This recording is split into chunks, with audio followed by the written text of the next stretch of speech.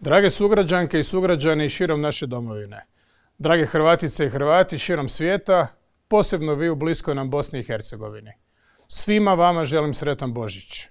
U kršćanskoj i zapadnoj tradiciji kojoj je Hrvatska uvijek pripadala, a i danas pripada, božićni se blagdan s pravom smatra najradosnijim jer s njim dolazi okupljanje obitelji i radost druženja u toplini i miru doma.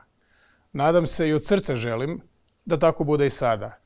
Da svi kršćanski vjernici, svi hrvatski građani dočekaju i proslave Božić u miru i veselju, zajedno sa svojim obiteljima, najmilijima, prijateljima. Tradicija slavljenja Božića čvrsto je ukorijenjena u hrvatskom narodu bez obzira gdje su živjeli ili gdje danas žive naši ljudi. Sa sobom su nosili tu tradiciju i tako čuvali ne samo običaj, nego i svoju pripadnost jednoj maloj, ali ponosnoj i snažnoj naciji. Danas kada se sve male narode sve manje sluša, kada se njihov glas uzima zdravo za gotovo i prije nego ih se išta pita, još je važnije sačuvati i osnažiti svijest o toj pripadnosti. Jer i u novijoj povijesti pokazalo se to presudnim za očuvanje naše države i našeg identiteta. Svjedočimo nažalost kako mir, sigurnost i solidarnost nisu zadani, kako nestaju preko noći i kako malo treba da se te vrijednosti zataje ili čak pogaze. Hrvatska je osjetila i osvijestila kako to izgleda i baš to iskustvo daje nam za pravo da upozoravamo, da tražimo pravednost, ali i da budemo mudri i da vodimo računa o sebi. U svjetskom poretku, koji se dramatično mijenja pred našim očima, brige hrvatskog naroda malo koga zanimaju. A posebno smeta ravnodušnost za brige hrvatskog naroda u Bosni i Hercegovini, čija se jednakopravnost i konstitutivnost, zajamčena Dejtonskim sporazumom, pokušava omalovažiti pa i ukinuti. Hrvatska i njezina izvršna vlast to ne smiju dopustiti.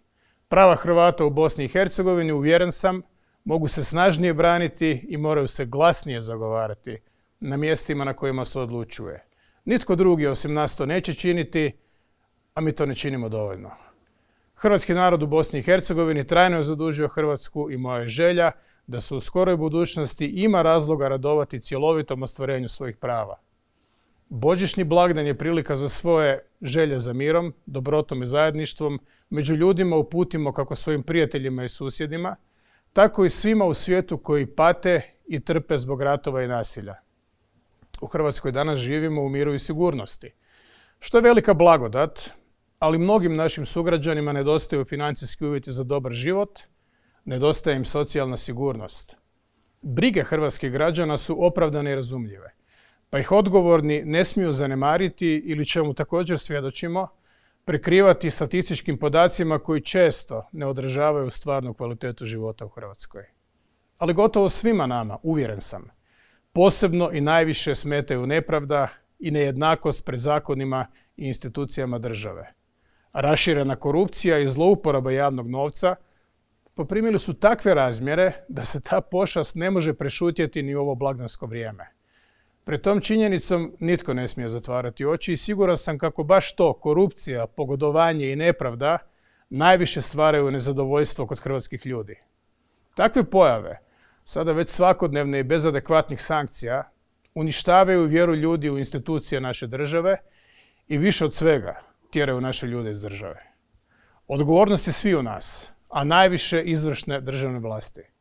Da zvučne blagdanske poruke koje slušamo budu pretočene u stvarnost i da se ljudi u Hrvatskoj mogu istinski radovati boljem životu i pravednijem društvu. Vjerujem kako je to moguće ne samo u božićnim željama, nego i u stvarnosti.